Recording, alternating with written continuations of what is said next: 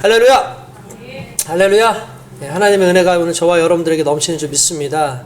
우리 옆에 계시는 분들에게 이렇게 말씀 한번 나눴으면 좋겠습니다. 하나님께서 우리를 살리십니다. 시작. 하나님께서 우리를 살리십니다. 하나님께서 우리를 살리십니다. 할렐루야. 하나님이 함께 하실 때 하나님의 은혜가 우리 가운데 넘칠 줄 믿습니다. 우리가 지난 1월 12일이었던 것 같아요. 1월 12일 날에 여러분들 혹시 우리 카톡에 보면은 그 단체 창에 이제 우리 사모님이 매일 이제 말씀을 이제 올려주시는 거 여러분들 아마 기억하실 거예요. 아실 거예요. 그렇게 또 읽고 힘 얻으시는 분들도 아마 있을 겁니다.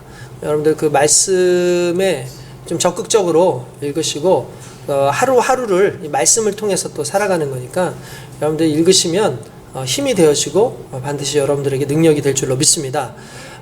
그 1월 12일 그 말씀의 그 예화가 너무나 참 좋았어요. 저도 예전에 한번 여러분들에게 이제 했었던 그 예화이기도 했는데 내용은 이런 겁니다. 그 연이 나와요. 연. 하늘에 날리는 연. 네, 연. 여러분들 그 연 날리는 거 좋아하시나 모르겠습니다. 그 연을 이게 날리는 거 이거 나름대로 잘 날려야 돼요. 저는 연을 참 잘 날립니다. 그래서 이제 바람의 세기를 탁 조정해 가면서 풀었다가 이렇게 늘렸다가 풀었다가 늘렸다가 이렇게 해가면서 결국 이제 아주 그냥 멋지게 연을 이렇게 올려놔요. 근데 그 내용에 보면은 이런 내용이 나와요. 연이 하늘 높이 나르죠. 이렇게 날아가는데 근데 이 연이 항상 성가신 게 하나가 있어요. 그게 뭐냐면 연과 얼레가 이어져 있는 그 줄이 너무 실이 너무 귀찮은 거예요. 내가 더 높이 날아가고 싶은데 내가 좀 멀리 좀 날아가고 싶은데 항상 이 실에 묶여가지고 어디 날아가지를 못하는 거예요. 그러니까 내가 이 실만 없었으면 더 높이 날아갈 텐데 내가 가고 싶은 곳으로 그냥 한참 갈 수 있을 텐데 이 실이 정말 나를 불편하게 한다라고 그렇게 연이 생각을 한 거죠. 근데 마침 바람이 심하게 불기 시작합니다. 그러니까 잘됐다. 요게 기회다. 그래서 이 바람을 타고 왔다 갔다 하면서 나뭇가지에다가 실을 이렇게 대고 이렇게 나뭇가지에 걸려가지고 실이 톡 하고 끊어지게 한 거예요. 실이 끊어지니까 갑자기 어떻게 됩니까? 이 진짜 연이 바람을 타고 하늘로 높이 올라가는 거예요. 쭉 올라가고 멀리 날아가기 시작을 합니다. 그러니까 연이 맨 처음에 신났을 거예요.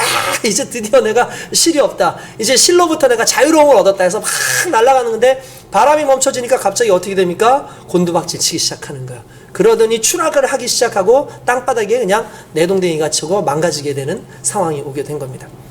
그러면서 이 연에 대해서 그 실과의 연결되어진 부분에 대해서 이야기를 하는데 연은 실이 없으면 멀리 날아갈 수 있을지 모르겠지만 결국 실이 있기 때문에 안전하게 하늘을 날 수 있는 거예요.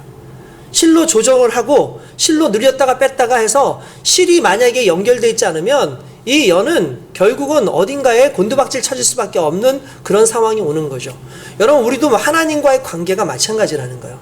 우리가 이 세상을 살아갈 때에 내가 이 믿음의 이 실 또는 교회라고 하는 그 실 또는 신앙 다양한 말씀 하나님과의 그 관계의 이 실이 우리를 불편하게 할 때가 얼마나 많은지 몰라요. 내가 이 상황만 아니면 내가 이 예배만 아니면 이 주일만 아니면 이 교회만 아니면 내가 멀리 내가 정말 하고 싶은 거 충분히 할 수 있을 텐데 항상 이게 걸려가지고 어디 가지도 못하고 뭘 하지도 못하고 참 이게 너무 참 아쉽네 이렇게 생각할지 모릅니다. 그러나 그 관계의 실이 하나님과 여러분들을 붙잡아주고 또한 우리가 세상 가운데서 내동댕이 쳐지지 않는 가장 귀한 방법이라는 사실을 우리는 늘 깨달아야 될 줄로 믿습니다. 그렇기 때문에 여러분 우리 이 믿음의 모습들을 성가시게 여기지 마세요. 오히려 이 믿음의 줄이 하나님과 우리를 연결할 뿐만 아니라 우리를 진정 자유롭게 하는 그 역사가 그 안에서 일어나는 줄 믿습니다. 많은 세상적인 철학자들은 신은 인간을 얽매이게 한다. 신은 인간을 포박한다. 포로로 잡고 있다. 그렇게 얘기하지만 키에르케고르 같은 사람들은 하나님 안에서 인간은 자유롭다라고 얘기를 했어요. 여러분 그렇습니다. 인간의 참된 자유는 하나님 안에서죠. 물을 떠난 물고기가 살 수가 없듯이 이 물이 마치 이 물고기를 가둬놓는 것처럼 느껴질지 모르겠지만 그러나 물고기는 물 안에서만 살 수가 있어요. 마찬가지입니다. 우리도 하나님 안에서 살 때에만 진정한 자유를 누릴 수 있고 진정한 생명을 그 안에서 얻는다는 걸 잊지 마시길 주님의 이름으로 축원드립니다. 그렇기 때문에 날마다 하나님과 함께하고 날마다 하나님을 기뻐하고 날마다 하나님과 대화하는 거룩한 삶을 늘 살아가야 될 줄 믿습니다. 여러분, 우리가 어느 날 갑자기 친구가 오랜만에 와서 친구를 만난다든지 또는 오랫동안 못 만났던 사람을 갑자기 만났을 때 그 사람하고 정말 하고 싶은 얘기가 상당히 많을 것 같잖아요. 그래서 상당히 긴 시간 동안 얘기할 것 같지만 의외로 그런 사람들하고는 1시간 정도 얘기하고 나면 할 게 없어요. 그리고 그냥 쭈뼛쭈뼛하다가 이제 그만 갈게 하고 그냥 떠나가요. 그런데 날마다 자주 보는 사람, 옆에 있는 사람들은요, 무슨 얘기를 하는데도 매일 그냥 또 얘기를 하고 또 얘기를 하고 서로 같이 대화를 하고 오히려 자주 보는 사람들이 더 길게 대화하고 자주 보는 사람들이 더 많은 대화를 한다는 거예요. 왜 그런 줄 아십니까? 그게 공통된 관심사가 있기 때문에 그래요. 자주 만나는 사람들은 공감대가 형성되죠. 자주 만나는 사람들은 공통적인 어떠한 상황들이 형성이 돼 있기 때문에 그것을 이야기하기가 상당히 편하고 유대관계도 상당히 좋기 때문에 대화하기가 상당히 편해요. 그런데 오랜만에 만난 사람들은 그 사람이 살던 상황이 다르고 내가 살던 상황이 다르다 보니까 서로 대화하기가 쉽지가 않아요. 여러분, 하나님을요 온전히 섬기는 사람들의 특징이 뭐겠습니까? 하나님을 날마다 만나서 하나님의 뜻 가운데서 하나님과 같이 교제하는 사람들은 하나님하고 대화가 쉬워요. 기도가 편하고 말씀 듣는 것이 편하고 예배 드리는 것이 편하고 교회 오는 것이 편하죠. 그런데 드문드문 하나님을 만나고 드문드문 예배를 드리고 드문드문 신앙생활을 하는 사람들은 하나님과의 인격적 교제가 없다 보니까 하나님이 귀찮아요. 어느 순간 하나님하고 어떤 공통적인 어떤 관심사가 없는 것 같아요. 그러니까 점점 더 신앙이 멀어지고 점점 더 신앙에 대한 하나님에 대한 관심이 멀어진다는 거죠. 그래서 우리는요 오히려 일부러 날마다 하나님을 만나고 그 안에서 생명을 누리고 하나님 원하시고 뜻하신 것들을 자꾸 우리가 경험하기 위해서 애쓰면 그때 오히려 우리의 영이 살아나고 우리에게 능력이 일어나는 줄 믿습니다.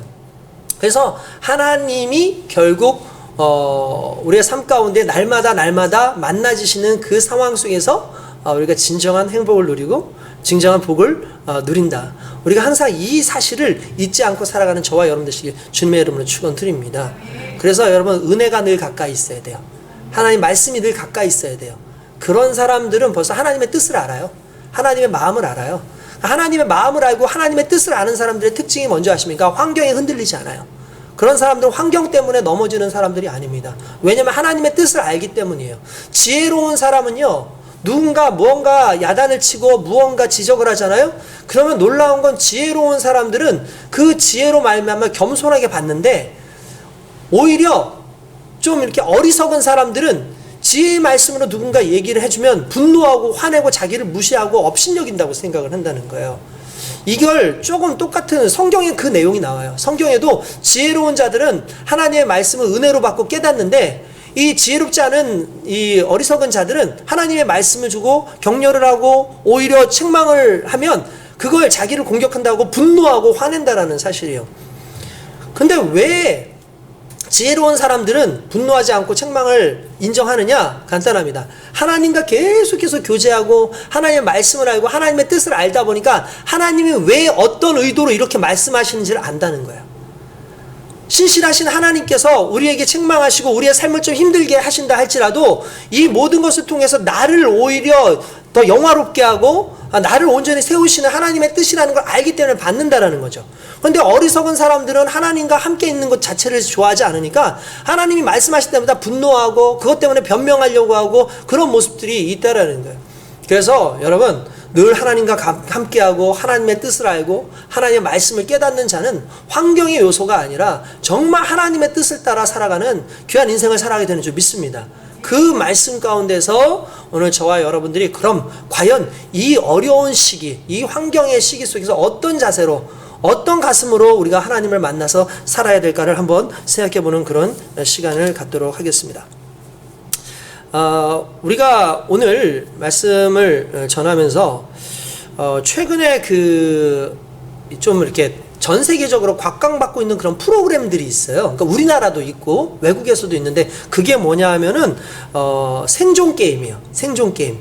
그러니까 우리나라 같은 경우는 정글의 법칙 이런 거 아시죠? 정글의 법칙이 어떤 내용입니까? 이 내용이 그런 거예요. 어떤 무인도나 뭐 좀 어려운 환경에 가서 거기에서 생존을 하는 거예요. 사람들이 거기에서 잘 버텨내가지고 특별한 기구 없이 먹기도 먹고 거기 있는 물건을 사용하고 이렇게 해서 이렇게 며칠 동안 버티다가 이렇게 나오는 거죠. 우리나라 같은 경우는 이제 뭐 그런 식으로 끝나지만 외국에서는요 어떻게 하냐면은 심지어 네덜란드나 이런 데는요 아예 무인도에다가 옷까지 다 벗겨놔요. 그리고 가게 하는 거예요. 그래서 거기서 아무 장비도 없이 거기서 이 모든 먹고 자고 하는 모든 걸 다 생존하는 거예요. 그래서 며칠 동안 그 생존을 잘 버티면 상금을 주는 뭐 이런 프로그램이 있는 거예요. 근데 이런 프로그램이 요즘에 이전보다도 더 사람들한테 인기가 있다라는 거예요. 그 인기가 있는 이유가 뭐냐면 지금하고 비슷한 시기라는 거예요. 살아남기가 그 안에 있다는 거죠. 어려운 상황 속에서도 척박한 상황에서도 살아남는 것, 이게 사람들의 주된 관심이라는 거예요. 여러분들 어떻습니까? 여러분들도 살아남기에 좀 이렇게 관심이 많지 않습니까? 작년 한 해 코로나 시기 속에서도 우리가 살아남기, 직장에서 살아남기, 또 어디에서 살아남기, 어떤 상황 속에서도 살아남기, 이 살아남기라고 하는 그 단어가 상당히 많이 나오죠. 최근에 어떤 분이 저한테 이런 메시지 같은 걸 보내주셨어요. 그 메시지에 이렇게 보니까 이 유튜브하고 연결되어 있는 메시지를 보내주셨는데 이거 꼭 보시라고, 목사님 이거 정말 좋은 거니까 꼭 보라는 거예요. 그래서 뭔 내용인가 해가지고 제가 봤는데 그 내용이 뭐냐면 고추대차, 혹시 들어보셨어요? 고추대 아시죠? 고추 이렇게 있으면 고추대가 있잖아요. 이렇게 나무 그 대. 고추대를 말려가지고 차로 만들어서 먹으면 코로나 예방에 그렇게 좋다는 거예요. 뿐만 아니라 먹은 사람도 이제 코로나에 걸렸다 할지라도 빨리 이게 회복이 된다는 거예요. 그래서 어떤 한 의사가 나와가지고 그거를 설명하는 어떤 그런 내용이 나오니까 갑자기 시골 사람들이 어떤 일까지 있었냐면 서울 사람들이 자꾸 와서 고추대를 찾더라는 거예요. 자기네들은 쓰지도 않는데 고추 다 따고 나면 뼈를 이렇게 버리는 그거를 자꾸 사러 와서 이게 자기네들도 왜 그러는지 몰랐다는 거예요. 그런데 이게 한참 지금 막 유행을 하고 막 그러는 중에 팩트체크라고 최근에 뉴스에서 보면은 팩트체크라고 하는 그런 부분이 나와요. 과연 고추대차가 우리에게 정말 코로나 예방에 효과가 있을까 했더니 아닌 거예요. 다 가짜 뉴스인 거예요. 그러니까 사람들이 건강에 대한 관심이 많다 보니까 그런 걸로 이제 혹세무민하는 그런 내용이었던 거예요. 그래서 고추대차가 전혀 그 의미가 없고 오히려 그걸 먹으면 몸이 안 좋아질 수도 있다라는 그런 얘기까지도 나오는 거예요. 근데 실제로 사람들이 왜 그렇게 고추대차 이런 거에 열광하느냐? 결국 그것도 살아남기예요. 살아남기 위해서 그걸 먹는 거죠. 근데 살아남기 요 단어에서 우리가 잠깐 생각해 봐야 된다는 게 있어요. 뭐냐면 크리스찬들은 살아남기가 우리의 삶의 목적은 아니라는 거야. 제가 아는 어떤 후배 목사님을 통해서 그분이 설교하는 어떤 내용 속에 제목이 너무 의미가 있어서 제가 그 제목에 좀 이렇게 나름대로 좀 깊은 생각을 하게 되는데 제목이 이런 거예요. 살아남기 대 살아나기. 살아남기 대 살아나기. 이게 무슨 말이냐면 많은 사람들은 살아남기 위해서 애쓴다는 거예요. 생존을 위해서 사는 거죠. 생존을 위해서. 그냥 하루하루를 생존을 위해서 사는 거예요. 그냥 어떻게든지 생존하는 거예요. 제가 아는 사람도 툭 하면 그러더라. 죽지 못해 산다고. 죽지 못해 산다고. 그래서 제가 그랬어요. 죽어보라고. 근데 안 죽더라고요. 이게 무슨 말이냐. 이게 사는 게 참 귀해요. 이게 살아남기 위해서 나름대로 사람들은 노력을 해요. 근데 문제는 뭐냐면 우리 크리스찬들은 살아남는 데 목적이 있는 게 아니라 우리 크리스찬들은 지금 이 순간에 살아나기 위해서 애쓰는 데 목적이 있는 사람들이 아니라 우리는 부활의 그리스도 예수를 닮아서 내가 그리스도 안에서 다시 살아나는 것을 꿈꾸고 그 안에서 강력하게 살아가야 된다는 거예요. 이 말은 다른 말로 하면 살아남는 게 우리의 목적이 아니라 죽어도 다시 사는 것이 우리 믿음의 목적이라는 거예요. 사람이 살아남는 거, 흔히 말하는 생존에 관심을 두고 생존이라는 것에 우리가 신경을 시작하겠다면 환경의 요소를 그대로 따라가야 돼요. 여러분 생각을 한번 해보십시오. 우리가 잘 알고 있는 요셉, 만약에 그의 목적이 생존이었다면 보디발의 아내에게 아마 굴복했을 겁니다. 모세가 생존이 목적이었다면 궁전을 떠나지 않았겠죠. 다니엘이 생존이 목적이었다면, 살아남는 게 목적이었다면 우상숭배 했을 거예요. 예수님이 생존이 목적이었다면 십자가에 달리지 않았을 거라는 거예요.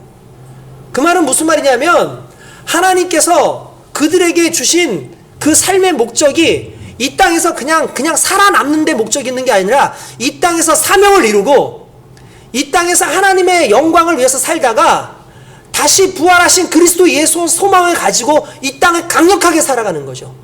환경 속에서 살아남기 위해서 벌벌 떨고, 내가 이렇게 가면은 나는 힘든데, 이렇게 가면은 위험한데, 그것 때문에 벌벌 떨면서 고민하고 힘들어하는 그런 인생을 원하시는 것이 아니라, 이 모든 상황 속에서도, 이 모든 것 속에서도 살아남는 게 목적이 아니라 주의 사명을 위해서 내가 죽는다 할지라도 그리스도께서 나를 다시 살리신다라는 그 믿음을 가지고 달려가게 하는 것.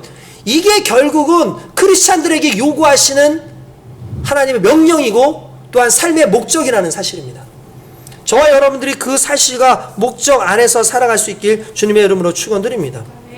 여러분, 생존을 위해서 존재하는 것? 물론 중요하죠. 그러나 우리는 생존을 위해서 그렇게 살아가는 인생이 아니라 생존 그 이상의 것을 바라보며 살아가고 있다는 사실을 깨닫길 주님의 이름으로 축원드립니다. 그리고 그 근거로 주신 말씀이 바로 오늘 에스겔서 37장 1절부터 14절까지의 말씀이라고 저는 믿습니다.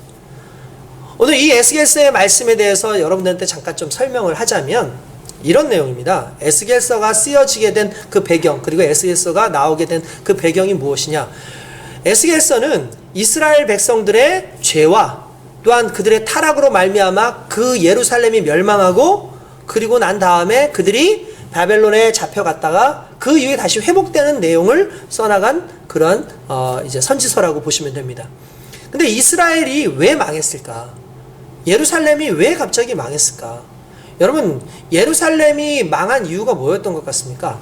많은 사람들은 그들이 우상숭배를 했다, 그들이 하나님 앞에서 죄를 많이 지었다 라고 이야기합니다. 물론 우상숭배도 하는 사람도 있었고 죄도 많이 있었지만 근본적으로 그들이 멸망하게 된 이유는 그것이 아니었어요. 뭐냐면 그들에겐 하나님이 없었다는 거예요.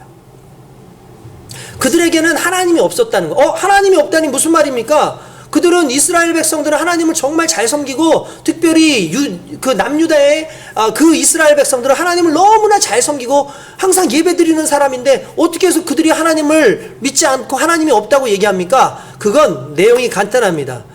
그들이 초기에 하나님께서 세워주신 그 성전이 있고 그 안에서 예배를 드렸죠. 그런데 그 성전이 있고 하나님이 거하신다라는 믿음이 있다 보니까 어떤 상황이 발생하게 되면 외부에서부터 적들이 쳐들어오는데 하나님께서 그들을 지키셔가지고 그들이 문제가 생기지 않아요. 그대로 보존이 돼요. 그래서 북이스라엘은 멸망을 당했지만 남유다는 그들은 멸망을 당하지 않습니다. 그러니까 이 사람들이 생각하기에 왜 우리는 멸망당하지 않고 이렇게 살아남았을까? 보니까 그 예루살렘에 성전이 있는 거예요. 그 성전에 하나님이 거하시는 거니까, 이 예루살렘에 있는 이 성전을 통해서 우리는 절대로 망하지 않는다, 우리는 절대로 멸망하지 않는다고 생각한 거죠. 그런데 시간이 점점 지나가면서 이들의 머릿속에는 예루살렘 성전에서 예배 드릴 때 하나님이 우리를 구원하시는 게 아니라 그냥 성전 자체가 있는 것만으로도 자기네들은 안전하다고 생각하기 시작하는 거예요. 그러다 보니까 이 성전처럼 형식적 예배의 틀만 갖추게 되고 형식적인 삶을 살다 보니까 그냥 흔히 말하는 성전 뜰만 밟고 가는 그런 예배가 되는 거예요. 그러니까 하나님께서 내 백성이 내 전에 와서 성전 뜰만 밟고 가노라 라고 말씀하시는 거죠. 그리고 나서 어느 순간부터 사람들은 예배의 핵심보다는 예배의 형식이나 또는 그 성전이 있다라는 것 자체에 너무 자신들이 아주 그냥 오만방자한 그런 모습을 보이기 시작하는 거예요. 그때 하나님께서 이 백성에겐 내가 없다. 이 백성은 믿음이라는 이름으로 나름대로 하나님이 보호하신다는 이름으로 하는 모든 행동 자체가 실은 나를 염두에 두고 하는 것이 아니라 하나님 앞에서 하나님 없이 사는 백성들이구나. 그래서 하나님께서 그들에게 특단의 조치를 베푸십니다. 그래, 너희들 성전이 너희를 지킨다고? 그럼 한번 성전이 무너지면 어떻게 되나 보자.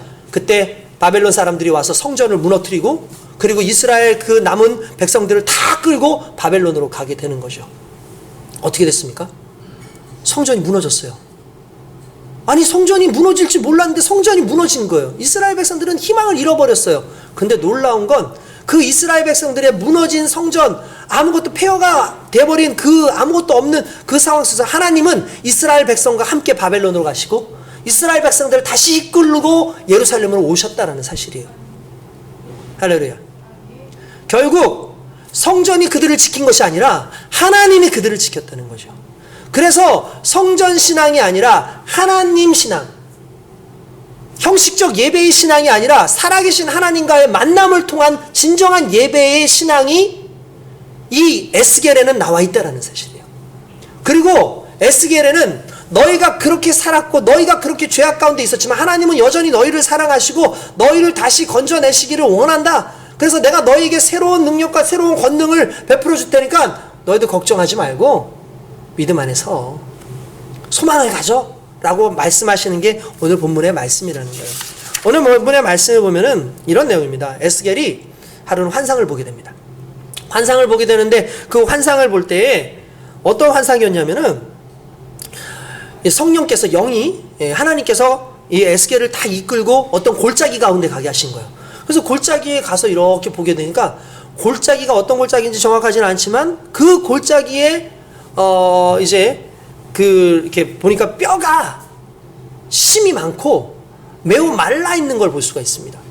그러니까 뼈가 심이 많고 말랐다라는 것이 어떤 의미냐 하면은 이 성경의 12절에 보면은 12절 11절에 보면은 이런 내용이에요.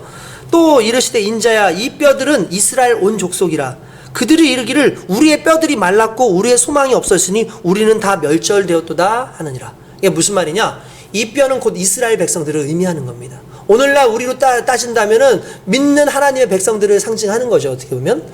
그런데 그들이 뼈가 완전히 그냥 엄청 많은데 말랐어요. 이 말은 무슨 말입니까? 더 이상 회복될 수 있는 어떤 근거가 없다는 거예요. 완전히 절망 상태라는 걸 의미하는 거예요. 여러분, 뼈만 남았다. 이건 절망 상태인 거죠. 그러니까 이제 그때 뭐라면 인자야 이 뼈들이 능히 살 수 있겠느냐라고 얘기합니다. 근데 에스겔이 보니까 이 뼈가 살 수 있어요, 없어요? 여러분 보십시오. 뼈를 여러분들이 봤을 때 이 뼈가 다시 살아서 사람이 될 수 있습니까, 없습니까? 없습니다.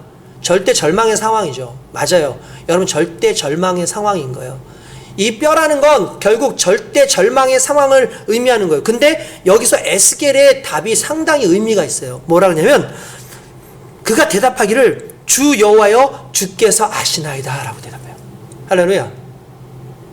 이게 왜 중요한 말일까요? 이런 거죠. 여러분, 뼈는 못 살아나요. 근데 주님은 하신다는 거예요. 그러니까 주님이 하신다는 거예요. 이게 무슨 말이냐면 주님 저는 모르겠습니다. 저는 인간이라서 할 수 있는 능력도 없고 제 자체로는 할 수 없지만 그러나 주님이라면 하실 수 있지 않으십니까? 라고 말씀하고 있는 게 실은 이 말인 거예요. 여러분, 우리의 소망은 내게서 있는 게 아닙니다. 하나님께로 있는 거예요. 왜 이게 의미가 있는 말이냐면 뼈를 보면 더 이상 가능성이 없고 죽어버린 시체를 보면 더 이상 가능성이 없지만 죽어버린 뼈가 아니라 하나님을 바라보고 하나님을 의지하는 순간 하나님은 그 뼈를 새롭게 생성할 수 있다는 걸 믿게 된다는 거죠. 그게 오늘 우리의 믿음이어야 된다는 거예요. 이게 에스겔의 믿음이어야 된다는 거예요. 여러분, 왜 하필이면 뼈였을까? 왜 뼈라는 개념이 나왔을까? 완벽한 죽음입니다. 완벽한 죽음. 여러분, 저는 저와 여러분들이 완벽한 우리의 인생에 죽음이 있었으면 좋겠어요. 무슨 말이냐? 여러분들의 자아가 죽기를 원해요. 여러분들의 자존심이 죽기를 원해요. 여러분들 스스로가 할 수 있는 모든 것들이 죽기를 원해요. 야, 사람은 얼마나 간사하고 또 사람은 얼마나 의지적인지 나에게 조금이라도 뭔가 내가 할 수 있는 희망이나 내가 뭔가 할 수 있는 어떤 그러한 능력이 조금만 있어도 내가 해보려고 애쓰는 게 인간이에요. 그런데 그 모든 것이 끊어지게 되는 것이 복이라고요. 여러분, 인생의 복은 다른 게 복이 아니에요. 내가 더 이상 아무것도 할 수 없고 오직 하나님 외에는 아무것도 할 수 없기 때문에 하나님만 바라볼 수 있는 거, 이게 복이에요. 그러니까 마른 뼈라는 개념은 완전히 끝났다라는 거죠. 완전히 절망 상태라는 거죠. 여러분, 이게 상당히 중요해요. 절망 상태까지 가야 그제서야 하나님께서 오히려 우리 인생 가운데 역사하심을 기대하게 된다는 거예요. 왜? 내게서는 더 이상 기대할 게 없으니까. 여러분, 시골 같은 데 가면은 최근에 구시가지가 있고 신시가지가 있어요. 여러분 구시가지와 신시가지의 차이가 뭔지 아십니까? 이 시골 같은 데 이렇게 지방을 내려가면은 구시가지 옆에 바로 신시가지가 들어서요. 그러면 사람들이 구시가지에 있었던 사람들이 대부분 신시가지로 갑니다. 그럼 이제 궁금하잖아요. 서울은 어떻게 하죠? 서울은 구시가지 신시가지가 있나요? 그렇게 하지 않아요. 서울은 그냥 재개발을 해요. 그러니까 지역이 좁은 데다가 게다가 워낙 이미 있는 데가 있기 때문에 다른 대토가 없으니까 그냥 있는 걸 다 고쳐가지고 지어가지고 올리는 경우가 상당히 많죠. 그래서 다시 이렇게 재개발, 우리도 재개발을 하기 때문에 떠나온 거잖아요. 그래서 재개발을 그렇게 해서 아파트 단지를 올려요. 근데 시골 같은 데는 그렇게 해서 하려니까, 재개발을 하려니까 일단은 철거 비용이 너무 들어요. 그리고 또 거기에 그 사람들한테 보상 비용을 줘야 되는데 보상 비용도 너무 많이 드는 거예요. 게다가 거기는 과거의 시대에 만들어진 그런 곳이라서 이런 구획이라든지 이런 도로라든지 이런 것들이 좀 이렇게 편리하지가 않은 거예요. 그러니까 이걸 다시 고쳐가지고 세우는 것보다 차라리 그냥 저쪽에 넓은 논 비어있는 그런 땅에다가 그냥 새로 신시가지를 만드는 게 훨씬 더 경제적이고 이익이 있다는 거예요. 그러니까 사람들이 그냥 그런 신시가지들한테 가서 거기다가 경제적인 것을 세우면서 그렇게 한다는 거죠. 여러분, 이게 좀 적용을 하자면 우리의 인생이 어설프게 남아가지고 우리의 인생을 다시 리빌드 해가지고 막 고쳐가지고 뭔가를 하는 건 쉬운 게 아니에요. 철저하게 나를 죽여야 되고 나의 이런 모든 과정이 하나님과 자꾸 줄다리기 해야 되는 과정이 많은 거예요. 그러니까 아예 완전히 죽어버리고 아무것도 없는 곳에서 새롭게 만들고 새롭게 시작하는 게 훨씬 나은 거죠. 여러분, 우리가 죽을 거면 완전히 죽어야 돼요. 하나님 앞에 완전히 내려놓고 하나님 앞에서 우리의 인생을 완전히 아래로 딱 내려놓고 그때 시작을 하게 되면 절대적으로 하나님을 의지하는데, 하나님을 의지하지 않는 내가, 어렴풋하게 살아있는 내가 하나님하고 자꾸 줄다리기를 하는 거예요. 하나님하고 딜을 하고 이렇게 하다 보니까 우리의 인생이 점점 늘어지는 거죠. 그렇기 때문에 여러분, 완전히 멸망해서 더 이상 우리에게 소망이 없는 거, 그 순간이 오히려 우리에게는 복일 수 있어요. 저와 여러분들에게 왜 자꾸 고난이 오겠습니까? 왜 자꾸 문제가 터지겠습니까? 그건 하나님께서 우리로 하여금 마른 뼈 만드시는 과정이에요. 죽어버렸구나. 아, 나한테는 더 이상 소망이 없구나. 내게는 소망이 없구나. 그때 하나님 물어보시죠. 인자, 이 뼈들이 능히 살 수 있겠느냐? 아, 못 살겠는데요. 이게 일반적인 대답이지만 에스겔, 믿음 있는 사람의 대답은 이거죠. 주여, 우리는 못합니다. 그러나 하나님은 아시지 않겠습니까? 그 말씀에 하나님께서, 야, 너는 태어나기를 뼈들아 서로 맞춰놔라. 그러면 맞춰지고, 그리고 힘주라 생겨라, 살아 생겨라, 그리고 가주가 입혀져라, 그리고 생기야 들어가라 하면 그대로 될 거야. 한번 해봐 라고 말씀을 하신다는 거죠. 여러분, 간단하게 생각하시면 됩니다. 생명은 하나님의 것입니다. 우리가 생존을 위해서 살아가잖아요. 내가 생존을 내 목적이 된다는 건 뭐냐면 생명의 주인이 나라고 생각하는 거예요. 생명의 주인이 나라고 생각하니까 생존에 내 모든 인생을 다 바치는 거예요. 근데 생명의 주인이 내가 아니라 하나님이라고 믿는 그 순간에 우리는 생존을 위해서 살아가는 것이 아니라 하나님의 사명을 위해서 살아갈 때 하나님이 생존까지도 가능하게 하시는 거죠. 이걸 자꾸 잊어버리니까 우리가 자꾸 엉뚱한 짓들을 하는 거예요. 할렐루야. 하나님께서는 이렇게 우리의 인생 가운데 역사하셔서 우리를 세우시고 우리 가운데 능히 살게 하시는 하나님인 줄 믿습니다. 그 하나님께서 이 에스겔에게 말씀하신 거예요. 뭐라냐면, 야, 내가 명령할 테니 너는 이 명령을 대언해라 라고 얘기를 합니다. 여러분, 여기서 한 가지 또 우리가 유추할 수 있는 게 있죠. 하나님이 하셔도 되잖아요. 그냥 하나님이 말씀하시면 되잖아요. 하나님이 그냥 딱 말씀하셔가지고 자, 살아나라, 다 일어나라 해가지고 할 수 있잖아요. 근데 성경에 보니까, 야, 에스겔, 네가 나 대신에 말해라. 그러면 그렇게 될 거야. 에스겔이 얘기를 했어요. 뼈들아 살아날지어다. 갑자기 이곳저곳에 있던 뼈들이 탁탁탁탁 자기 뼈를 맞춰가지고 이렇게 세워져 가요. 근데 뼈가 맞춰지는 것만으로는 되지 않아요. 뭐가 돼야 됩니까? 거기에 힘줄도 붙어야 되고 근육도 붙어야 되고 거기에 가죽도 붙어야 돼요. 여러분, 그게 중요하죠. 왜 그럴까요? 의학적으로 그게 맞는 말이에요. 뼈만 있어서는 도저히 안 돼요. 제가 가끔씩 뭐 영화 이렇게 보면 미라 뭐 이런 영화들 보면 뼈들이 막 이렇게 막 돌아다니잖아요. 그거 다 가짜예요. 있을 수 없는 일이에요. 왜냐하면 사람은 뼈로 움직이는 게 아니에요. 뼈는 그냥 골격일 뿐이고 힘줄이 붙죠. 근육이 붙죠. 그러면 우리는 이 원리가 있어요. 수축과 이완. 근육이 수축할 때 내가 이렇게 되는 거고 근육이 이완될 때 펴지는 거예요. 그러니까 뼈 자체는 움직일 수 있는 게 아닌 거예요. 뼈는 그냥 토대만 두는 거지. 근데 그 뼈를 움직이게 하는 살이 붙을 때에 근육이 수축될 때 움직이는 거고 이완될 때 그걸로 움직이는 원리가 나오는 거예요. 어쨌든 그 상황이 와요. 그리고 나서 사람의 몸이 형체가 만들어진다는 거죠. 여러분, 하나님 앞에서 우리가 깨달아야 되는 건 한 가지 뭐냐면 하나님은 저와 여러분들을 에스겔과 같은 선지자로 세우셨다는 사실이에요. 오늘날 수많은 죽은 사람들이 얼마나 많습니까? 오늘날 소망 없는 희망 없는 사람들이 얼마나 많습니까? 더 이상 자기 스스로 될 수 없는 그 모든 이들, 죄의 절망에 빠져있는 모든 사람들에게 그리스도의 복음을 증거하는 역사가 우리 가운데 있다는 거예요. 그 의무가 우리에게 있다는 거예요. 그리고 그 의무를 가지고 내가 얘기하는 그 순간에 하나님의 기적이 일어난다는 거죠. 하나님 직접 말씀하실 수도 있지만 우리를 통해서 역사하시는 그 은혜를 이건 사명자인 우리가 온전히 받아야 된다는 사실이에요. 그 사명을 위해서 가는 거죠. 그러니까 어떻게 보면 에스겔은 생존을 위해서 사는 사람이 아닌 거죠. 에스겔은 사명을 위해서 사는 사람이다 보니까 이 모든 것도 하나님이 살리시면 살리지 않겠습니까? 라고 고백이 가능한 거예요. 그리고 그 말씀이 오니까 그 말씀대로 선포하는 거죠. 그대로 되지 않습니까? 저와 여러분들이 그 에스겔의 입이기를 원합니다. 저와 여러분들에게 하나님의 말씀이 있잖아요. 그러면 하나님의 말씀을 가지고 말하는 모든 자들마다 하나님의 역사가 나타나게끔 되어 있어요. 자녀들에게도요, 여러분들의 생명의 말을 전하십시오.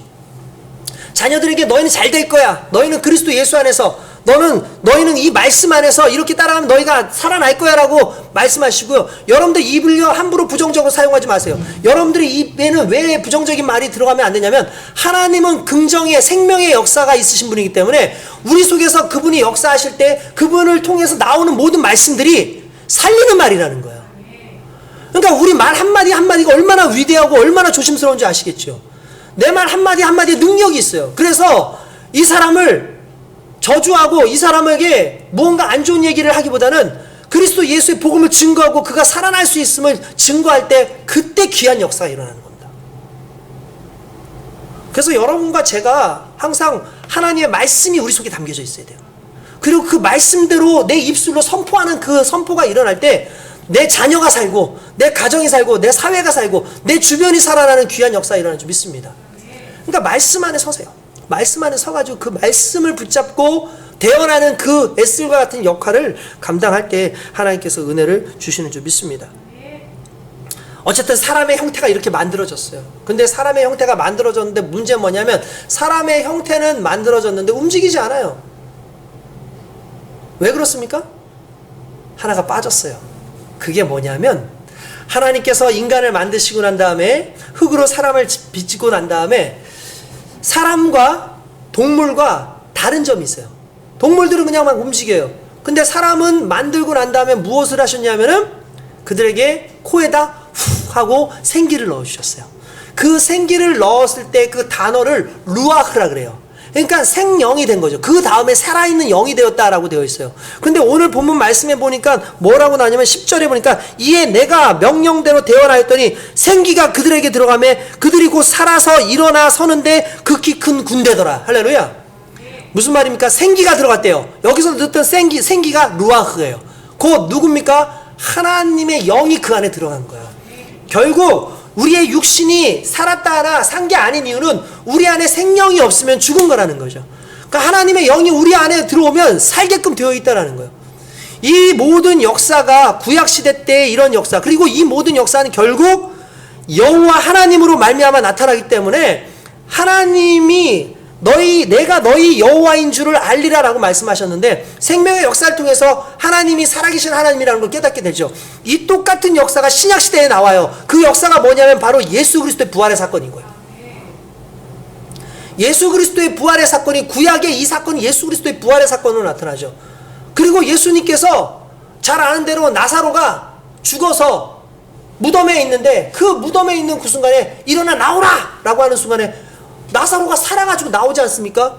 곧 예수님께서 오늘 이 에스겔에 있었던 그 사건하고 동일하게 예수님께서 동일하게 그를 불러내셨다는 거죠. 이 말은 무슨 말이냐면 우리가 구약시대 때 알고 있는 그 하나님이 신약시대 때 우리는 그리스도 예수로서 우리에게는 다가와지고 계신다는 거예요. 생명의 근원이시라는 거죠. 그 생명의 근원이신 그리스도 예수가 오늘도 저와 여러분들을 살리는 귀한 은혜로 다가오는 줄 믿습니다. 할렐루야.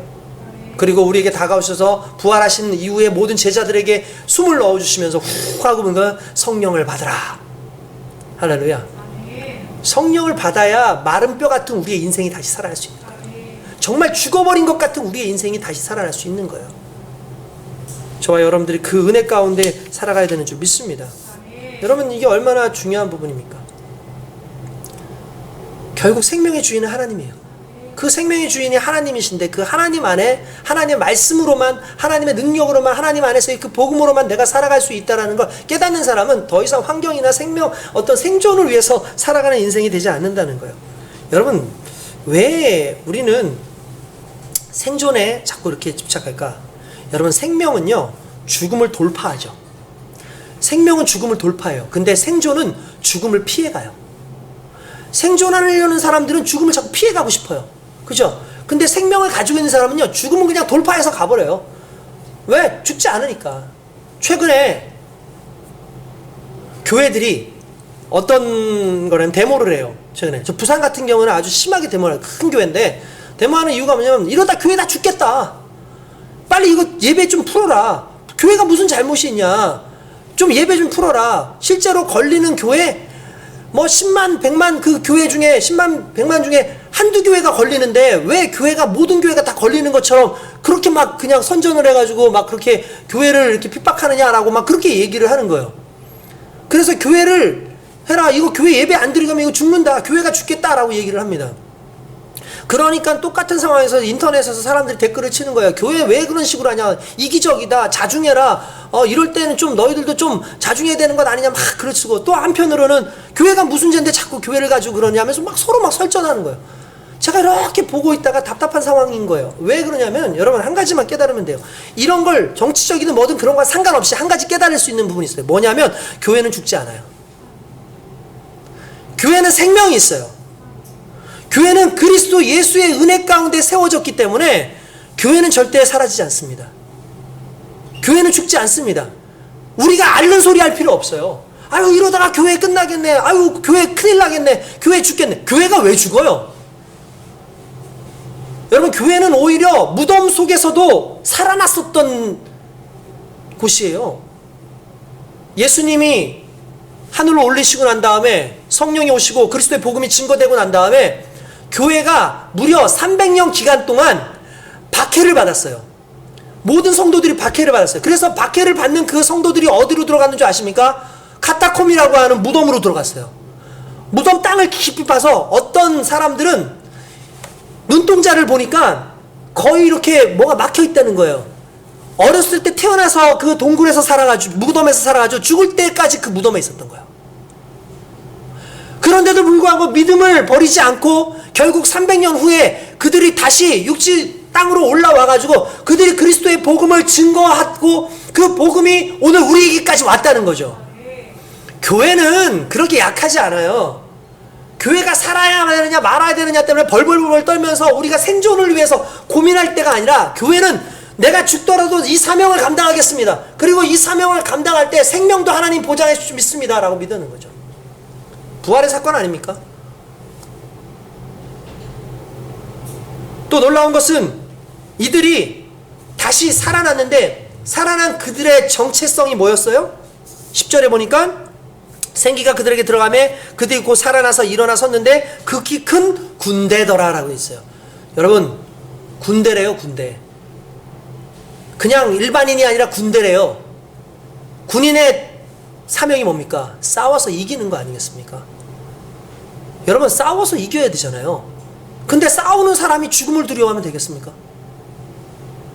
손자병법이라고 하는 그 이렇게 책이나 또는 이것들을 이제 영화로 하고 한 그런 글들이 있어요.